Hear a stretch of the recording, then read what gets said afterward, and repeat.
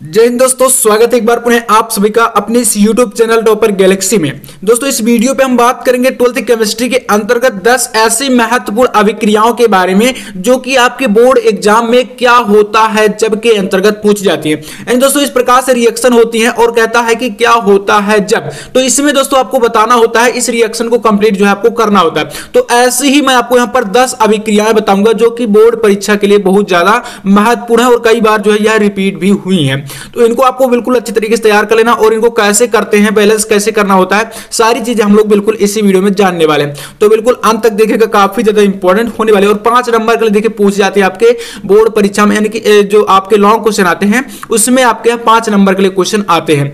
तो देखिए यहाँ पर क्वेश्चन नंबर 1 कह रहा है कि फॉर्मल्डिहाइड की क्रिया सांद्र कास्टिक पोटाश विलयन से कराने पर क्या होगा। ठीक है, तो मतलब यहाँ पर आप समझ लीजिएगा, कह रहा है क्वेश्चन कि फॉर्मल्डिहाइड की क्रिया सांद्र कास्टिक पोटाश से विलयन से कराने तो क्या होगा। ठीक है, तो ये हमें बताना है।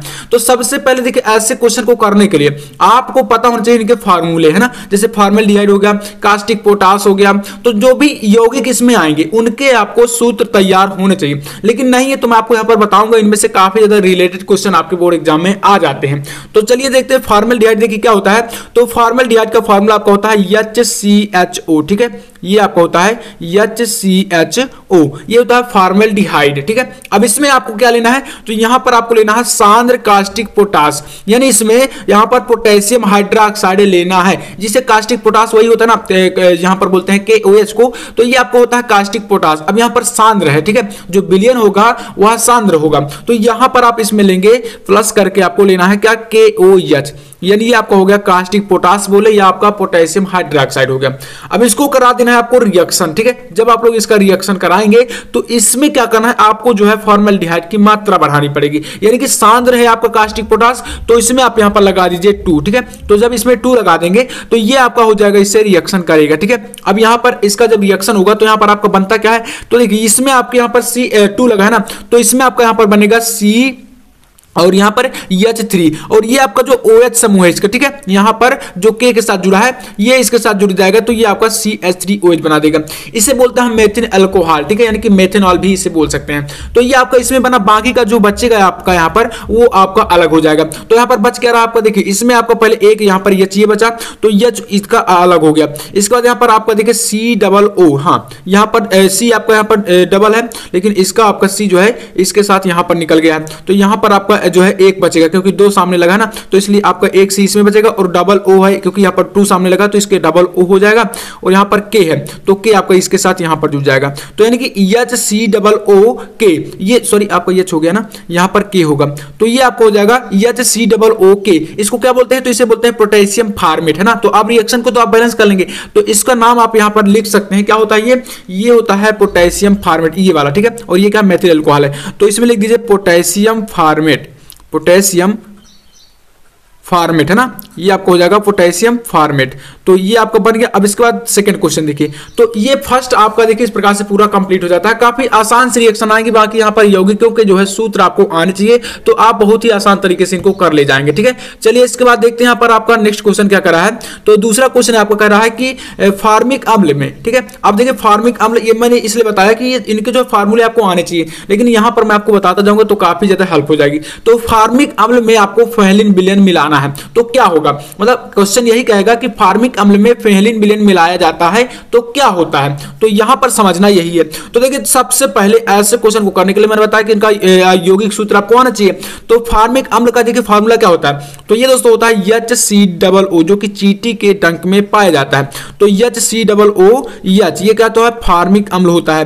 तो फार्मिक अम्ल में आपको क्या मिलाना है, फेहलिन विलयन। अब फेहलिन विलयन का फार्मूला क्या होता है, तो देखिए यहां पर इसको बोलते हैं 2CuO। ठीक है, ये U है और ये आपका O, तो 2CuO ये होता है आपका फेहलिन विलयन, और ये आपका क्या है, ये फार्मिक अम्ल है। दोनों का करा देंगे रिएक्शन। ठीक है, मिलाया जाता, मिलाने का मतलब क्या है, अभिक्रिया ही तो कराएंगे। तो जब इसकी अभिक्रिया कराएंगे तो देखिए यहां पर सबसे पहले आपका क्यूप्रस ऑक्साइड बनता है, जो कि एक उत्पाद के रूप में बनता है, यानी ये जो 2Cu है ये आपका हो जाएगा Cu2, और एक इसका O आपका यहां से जुड़ जाएगा इसके साथ, तो ये आपका उत्पाद के रूप में बनेगा। इस प्रकार का एरो आप लगा देंगे नीचे, तो ये आपका क्या बना, ये हो गया क्यूप्रस ऑक्साइड। तो यहां पर आप लिख सकते हैं क्यूप्रस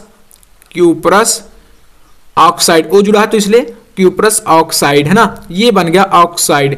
तो इसमें हमारा ये उत्पाद के रूप में बन गया क्यूप्रस ऑक्साइड। बचेगा क्या इसमें, तो देखिए प्लस करके आपको यहां पर बताना है CO2 बचेगा, ठीक है। CO2 यानी कि इसका मतलब ये क्या है, C और ये क्या है, डबल O है, तो CO2 ये आपका ये अलग हो गया। इसमें और बाकी क्या बचेगा, तो यहां पर देखिए इसमें आपका H और ये H, तो यहां पर 2H ये हो गया और यहां पर एक O हमारा इसके साथ गया था तो एक O बचेगा, तो H2O, ठीक है, तो जल बच जाएगा। तो यहां पर H2O ये आपका जल हो गया।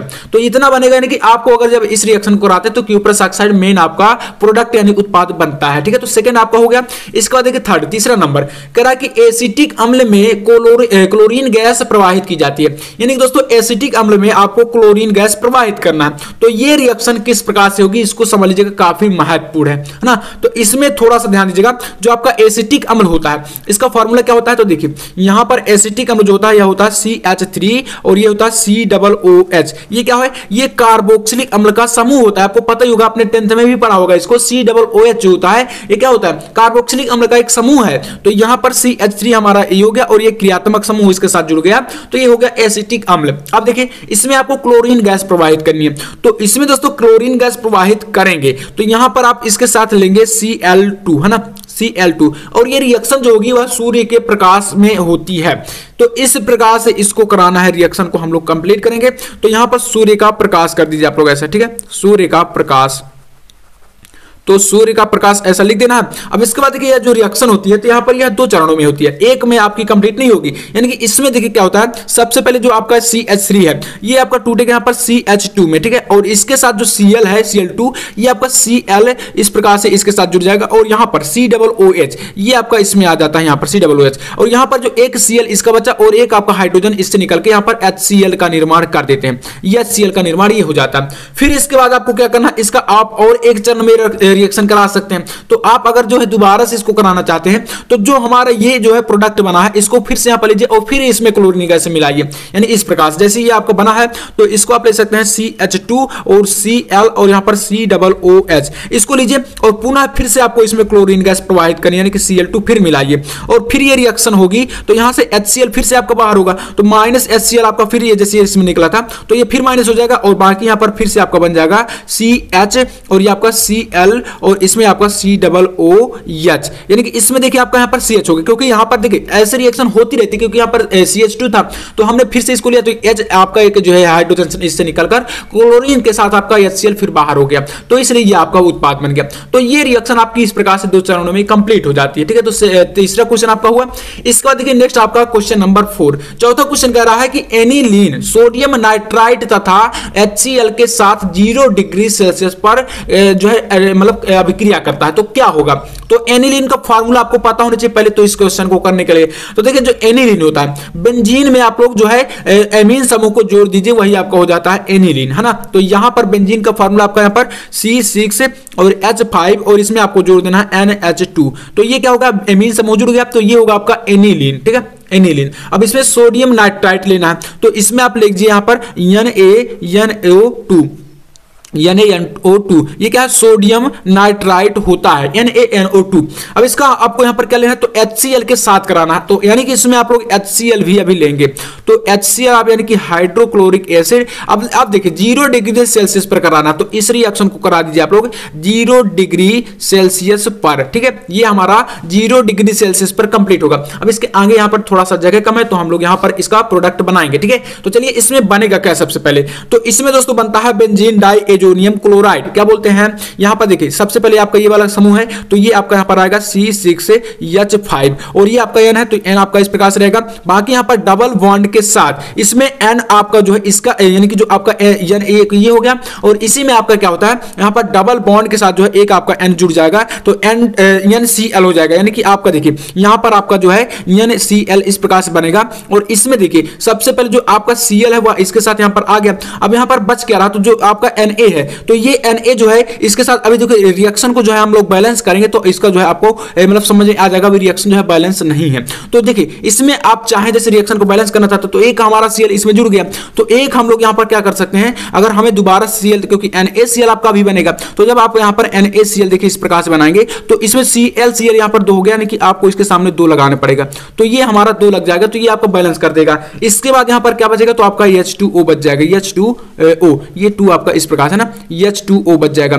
तो अब H2O तो हमारा बचा, लेकिन यहां पर अभी फिर से रिएक्शन बैलेंस नहीं, क्योंकि अगर आप देखें तो ये आपका क्या है, यहां पर ये N2 है और ये आपका यहां पर क्या है, सॉरी H2 है और ये आपका H2 है, तो यानी कि एक ही H2 है, तो आप यहां पर फिर से 2 लगाएंगे सामने तो 2H2 हो जाएगा, यानी कि ये बैलेंस होगा इस प्रकार से, ठीक है। तो ये रिएक्शन हमारी बैलेंस हो गई, और ये जो आपका देखिए जो O2 था ये आपका यहां पर आ गया और इसका N आपका निकल के यहां पर आ गया, तो ये आपका बेंजीन डाइएजोनियम क्लोराइड बन गया और ये आपका NaCl बन गया और ये आपका जल बन गया, है ना। तो इस प्रकार से क्या है, आपका ध्यान दीजिएगा, यहां पर प्लस लगा के आपको 2H2O बना है, तो ये आपका रिएक्शन है। तो इस प्रकार से रिएक्शन होती है आपकी। बाकी इसके बाद 5वां नंबर देखिए, कह रहा कि एसिटल्डिहाइड की टॉलिन अभिकर्मक के साथ जो है गर्म करते हैं तो क्या होता है, तो एसिटल्डिहाइड को आपको लेना है किसके साथ, टॉलिन अभिकर्मक के साथ।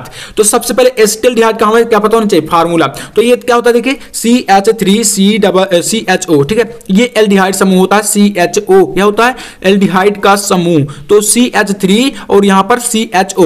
अब इसके बाद टॉलिन अभिकर्मक, टॉलिन अभिकर्मक क्या होता है, तो ये होता है Ag2O, क्या होता है Ag2O, इसे बोलते हैं टॉलिन अभिकर्मक। तो इसके साथ आप लोग गर्म करिए, रिएक्शन कराइए, यानी कि हीट करना है इसको, तो ये आपका बनेगा यहां पर CH3 और COOH, क्या बन गया CH3COOH, इसे बोलते हैं एसिटिक अम्ल, क्या बोलते हैं, एसिटिक अम्ल बोलते हैं। तो एसिटिक अम्ल पहली बात तो यहां पर आपका बन गया, क्योंकि देखिए ये आपका CH3 इससे आ गया, CHO है और ये O निकलकर आपका इसके साथ यानी कि COO बन गया और यहां पर H आपका इसके साथ, तो यह बन गया एसिटिक अम्ल। अब एसिटिक अम्ल के साथ साथ आप इसमें क्या बचा, तो Ag2 बच गया कुल मिलाकर, तो यहां पर आपका 2Ag बच गया, और इसे क्या बोलते हैं, इसे बोलते हैं रजत दर्पण, ठीक है। तो यहां पर आप लिख सकते हैं जो 2Ag बना है इसे बोलते हैं रजत दर्पण, रजत दर्पण। तो यानी कि आपका क्या हो गया, ये चांदी आपका अलग हो गया, तो Ag आपका मतलब यहां पर रजत दर्पण बन गया। तो ये 5 रिएक्शन है जो कि काफी इंपॉर्टेंट थी। इसके बाद हम देखते हैं यहां पर 6वां क्वेश्चन, तो क्वेश्चन नंबर 6 देखिए क्या कर रहा है कि सोडियम थायोसल्फेट, ठीक है, सोडियम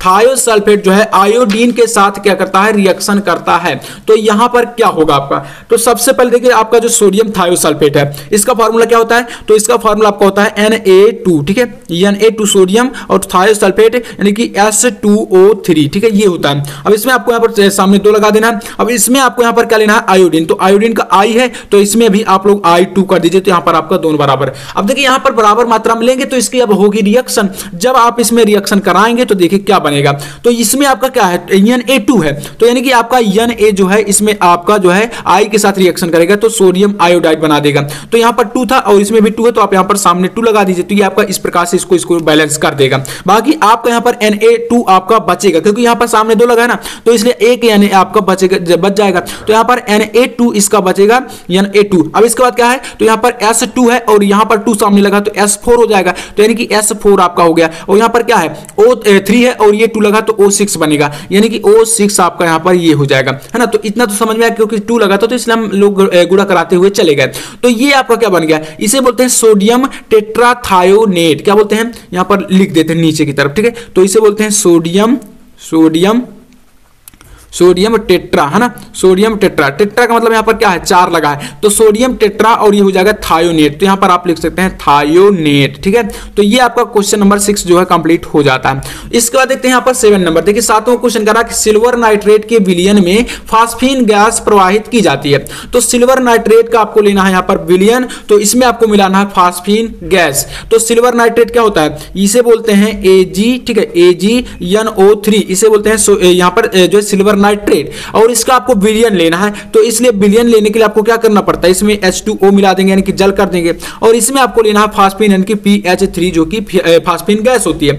तो इसको करने के लिए आपको यहां पर सामने 6 लगाना और इसमें आप 3 लगा दीजिए, तो ये आपका मतलब एक विलयन का जो है एक प्रकार से मात्रा हो जाएगी। इसके बाद देखिए यहां पर आप करा देंगे रिएक्शन, और यहां पर देखिए H2 हमने इसलिए लिया क्योंकि कह रहा है कि सिल्वर नाइट्रेट का विलयन लेना है, तो विलयन लेना तो मतलब हमें यहां पर H2O लेना पड़ेगा, तभी तो विलयन बनेगा। तो ये अब हो जाएगा इसका रिएक्शन, हम लोग करा देते देते हैं। तो यहाँ पर देखिए बनता क्या है, इसके बाद देखिए यहाँ पर बनेगा क्या, सबसे पहले तो Ag जो आपका है, ये जो सिल्वर है वह आपका अलग हो जाएगा, यानी Ag क्या है आपका अलग हो गया, और यहाँ पर 6 लगा तो आपका 6Ag जो है अलग हो जाएगा, और 6Ag क्या है आपका ये सिल्वर जो है अलग हो गया। अब इसके बाद बनता क्या, तो यहाँ पर क्या है आपका H3 है, तो ये आपका बनता है इस नीचे यहाँ पर देखिए H3 आपका ये हो गया, और इसके साथ आपका जो है P है तो P लगाइए, और यहाँ पर देखिए PO यहाँ पर 3 O3 इसका आपका निकलेगा, तो H3PO3 ये आपका अलग हुआ, और यहाँ पर आपका बचेगा क्या, तो H और NO3 यहाँ पर NO3 इसका ये अलग हुआ, तो H जो है आपका ये आपका यहाँ से इससे एक हटेगा, ठीक है, तो H आपका इससे एक हटा, तो यहाँ पर क्या बचेगा, यहाँ पर 3 लगा तो 6H है ना, तो यहाँ पर आपका 5H इसके साथ गया, और एक आपका यहाँ पर H जो है ये क्या होता है, नाइट्रिक अम्ल इसे बोलते हैं, तो ये आपका नाइट्रिक अम्ल जो है इससे अलग हुआ, लेकिन यहाँ पर 6 लगा देंगे क्योंकि यहाँ पर आपका जो है रिएक्शन अभी बैलेंस नहीं हो रहा, तो इसमें आप करिए क्या, यहाँ पर 6 लगा दीजिए, क्योंकि यहाँ पर NO3 जो है इसके सामने 6 लगा, तो इसको बैलेंस करने के लिए आपको यहाँ पर 6 लगाना पड़ेगा, तो ये हम लोग यहाँ पर 6 कर दिए, हाँ अब बैलेंस हो गया। क्योंकि देखिए दोस्तों जो आपका यहाँ पर 3 था ये आपका 2 है, तो 3 × 2 यानी कि 6H आपका हो गया, तो 6 हमने लगा दे तो H बैलेंस हो गया, और यहाँ पर NO3 के सामने जो है 6 लगा है, तो जब हम यहाँ पर 6 लगा दीजिए तो ये भी बैलेंस हो गया, तो मतलब अब रिएक्शन हमारी क्या हो गई, पूरी तरह से बैलेंस हो गई। तो अब यहां पर आपको प्रॉब्लम नहीं होनी चाहिए, क्योंकि यहां पर देखिए H3 था तो H3 इसका हो गया, P का आपका P हो गया, और O3 जो है आपका यहां पर 3 जो है ये लगा है, तो ये O वाला ये जो यहां से यहां बैलेंस कर देगा, तो ये आपका पूरा रिएक्शन अब बैलेंस हो गया ना। अब देखिए नेक्स्ट आपका क्वेश्चन नंबर 8, तो 8वां क्वेश्चन है, कह रहा है कि एथिल अल्कोहल को सांद्र सल्फ्यूरिक अम्ल के साथ 140 डिग्री सेल्सियस पर गर्म करते हैं। ये बहुत ज्यादा महत्वपूर्ण रिएक्शन है, कई बार पूछी गई है। तो सबसे पहले एथिल अल्कोहल लीजिए, एथिल अल्कोहल का फॉर्मूला होता है C2H5OH, ठीक है, ये क्या होता है, एथिल अल्कोहल इसे बोलते हैं, C2H5OH ये होता है एथिल अल्कोहल। अब इसमें क्या लेना है हमें, तो यहां पर हमें लेना है H2SO4, क्योंकि सल्फ्यूरिक अम्ल शांत सल्फ्यूरिक अम्ल हमें यहां पर यही तो होता है H2SO4, इसको लेकर आपको करना क्या है, गर्म करना है 140 डिग्री सेल्सियस पर। लेकिन दोस्तों यहां पर ये ध्यान दीजिएगा, डायरेक्टली 140 डिग्री सेल्सियस का टेंपरेचर ये नहीं सहन करेगा, इसमें पहले आपको 100 डिग्री पर जो है गर्म करना, तो इसलिए 2 चरणों में रिएक्शन आपकी हो जाती है। यही रिएक्शन काफी इंपॉर्टेंट और ऐसे ही पूछी जाती है। तो इसमें देखिए पहली बात तो आपका यहां पर क्या बनेगा, तो एथिल हाइड्रोजन सल्फेट बन जाता है C2H5 और यहां पर HSO4, ये आपका एथिल हाइड्रोजन सल्फेट बनता है, और यहां पर एक हाइड्रोजन इससे निकला है, तो ये आपका H2OOH जो है इसका समूह निकल के यहां पर H2O बना देता है, तो H2O अलग हो जाएगा। अब देखिए फिर से आपको एथिल हाइड्रोजन सल्फेट लेना है और फिर सल्फ्यूरिक अम्ल के साथ रिएक्शन कराना है। तो जब आप यहां पर देखिए लेंगे इसमें क्या, C2H5 जो आपका उत्पाद बना है, तो C2H5 और HSO4 एथिल हाइड्रोजन सल्फेट पुनः लेंगे, और इसमें फिर से आपको क्या करना है, फिर आपको एथिल अल्कोहल की मात्रा देना है, एथिल अल्कोहल की मात्रा पुनः से इसमें मिलाना, तो C2H5OH फिर लेंगे। तो जब ये रिएक्शन अब होती है, तो अब ये दोबारा की जो रिएक्शन है ये होगी 140 डिग्री सेल्सियस पर, ठीक है। अब 140 डिग्री सेल्सियस पर कराएंगे, तो यहां पर बनता क्या, तो देखिए C2H5 ये इसका निकला, और यहां पर आपका O है, तो O आप इसमें जोड़िए, और यहां पर C2H5 ये निकल गया, बचेगा क्या, तो यहां पर H इसका निकला, और ये H इसके साथ जुड़कर यहां पर फिर से H2SO4 आपका अलग हो जाएगा। तो ये जो आपका ऊपर बना C2H5O इसे बोलते हैं डाई एथिल ईथर, मतलब यहां पर इससे हमारा कुल मिलाकर ये क्या बन गया, इसे बोलते हैं डाई एथिल ईथर, तो हमारा यहां पर डाई एथिल ईथर बन गया, ठीक है। तो ये रिएक्शन इस प्रकार से डाई एथिल ईथर यहां पर निर्माण इसका हो गया, तो यहां पर ये कंप्लीट हो जाती है। इसके बाद आपका 9th नंबर क्वेश्चन कर रहा है कि फॉर्मल्डिहाइड की सांद्र अमोनिया से अभिक्रिया कराने पर क्या होता है। तो फॉर्मल्डिहाइड आपको लेना है सबसे पहले, तो फॉर्मल्डिहाइड क्या होता है, यहां पर मैंने बताया था कि HCHO होता है, इसमें आपको लेना क्या, अमोनिया, सांद्र अमोनिया, तो यहां पर NH3 लेंगे, और ये आपका यहां पर सांद्र है, तो इसमें आप 4 कर दीजिए और यहां पर आप 6 कर दीजिए, तो इस प्रकार से आपका यहां पर मात्रा जो है बैलेंस हो जाएगी। बाकी इसके बाद यहां पर बनता क्या है, तो देखिए इसमें जो आपका उत्पाद बनेगा वो है आपका यहाँ पर C, इससे जो है CH2 निकलेगा, ठीक है। तो यहाँ पर CH2 है, और यहाँ पर 6 लगा, तो आप इसको जो है इस प्रकार से करके यहाँ पर 6 लगा दीजिए, और यहाँ पर आपका क्या बनता है, तो यहाँ पर N4N है ना, तो यहाँ पर आपका N4 हो जाएगा, N4 हो गया। इसके बाद आपका बचेगा यहाँ पर, तो यहाँ पर आपका 6 × 12 यानी कि आपका 4 × 12, तो 12H है ना, तो इसमें आप क्या करेंगे 6H कर दीजिए, 6H2, और इसके बाद आपका यहाँ पर 6 यहाँ पर देखिए 6 पहले लगा, तो यहाँ पर O है, तो इसमें आप यहाँ पर O कर दीजिए तो 6 इसको बैलेंस कर देगा, यानी कि आपका ये जल बन गया। और दोस्तों ये जो उत्पाद बना है ये ऊपर, इसको क्या बोलेंगे, CH2 और होल ऑफ 6 और N4, इसको बोलते हैं यूरोट्रोपिन, है ना, क्या बोलते हैं, यूरोट्रोपिन। तो मतलब यूरोट्रोपिन हमारा इसमें बन गया मुख्य उत्पाद, ठीक है। तो यूरोट्रोपिन आपका यहां पर बना और इस प्रकार से ये रिएक्शन आपकी कंप्लीट हो जाती है, ठीक है। तो चलिए इसके बाद लास्ट आपका रिएक्शन है, इसको भी देखते हैं।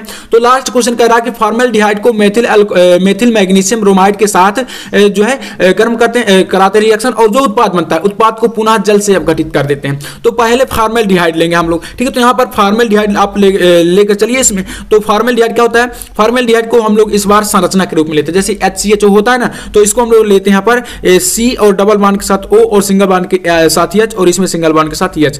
तो इसको हम बोलेंगे फॉर्मल्डिहाइड, और इसमें हमें लेना क्या है, मेथिल मैग्नीशियम ब्रोमाइड। तो मेथिल मैग्नीशियम ब्रोमाइड होता है CH3Mg और ये क्या है Vr, ये होता है मेथिल मैग्नीशियम ब्रोमाइड। इसको करा दीजिए रिएक्शन। तो जब रिएक्शन कराएंगे तो देखिए यहां पर क्या था C, और यहां पर डबल बॉन्ड के साथ आपका क्या है, ये डबल बॉन्ड के साथ जो O है ये सिंगल बॉन्ड में बदल जाएगा, और O के साथ आपका MgVr जुड़ जाएगा, MgVr जुड़ा, और इधर का बॉन्ड आपके साथ जो है H है और यहां पर भी H है, तो ये आपका H हो गया। और जो CH3 है ये आपका ऊपर के बॉन्ड में इसमें जुड़ जाएगा, तो CH3 यहां पर जुड़ गया। तो कार्बन की संरचना जो आपकी बैलेंस हो जाएगी। तो यानी कि आपका जो MgVr है इसका ये डबल बॉन्ड था, तो इसको सिंगल बॉन्ड के साथ यहां पर कन्वर्ट करके ये इसके साथ जुड़ गया।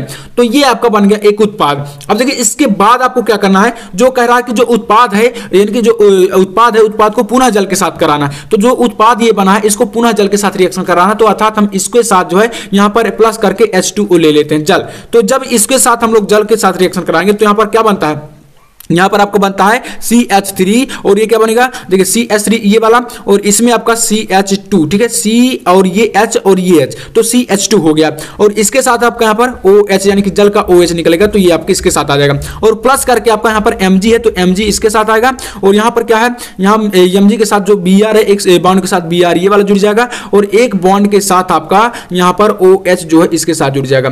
तो ये आपका यहां पर जो है इस प्रकार से रिएक्शन बन गई, मतलब कि ये एथिल अल्कोहल हमें मिल गया। क्या होता है ये CH3 CH2OH, ये क्या होता है, एथिल अल्कोहल या एथेनॉल भी इसे बोलते हैं, ठीक है। तो ये इस प्रकार से ये 10 रिएक्शन है जो कि बहुत ज्यादा महत्वपूर्ण थी, और आपके बोर्ड परीक्षा में यह जो है मतलब क्या होता है जब और कैसे प्राप्त करेंगे के अंतर्गत ये क्वेश्चन आते हैं, तो इनको कर लेना। बाकी क्या होता है जब आपका कंप्लीट हो गया, इसके बाद मैं आपको एक जो है वीडियो ला दूंगा जिसमें कैसे प्राप्त करें के अंतर्गत भी आपकी ऐसी रिएक्शन मैं आपको करा दूंगा। तो चलिए दोस्तों, उम्मीद करूंगा कि आपको यह वीडियो पसंद आया होगा। पसंद आया तो लाइक कर देना, और चैनल पर ना तो सब्सक्राइब भी कर लेना। मैं आपसे मिलता हूं नेक्स्ट वीडियो में, तब तक के लिए जय हिंद, वंदे मातरम।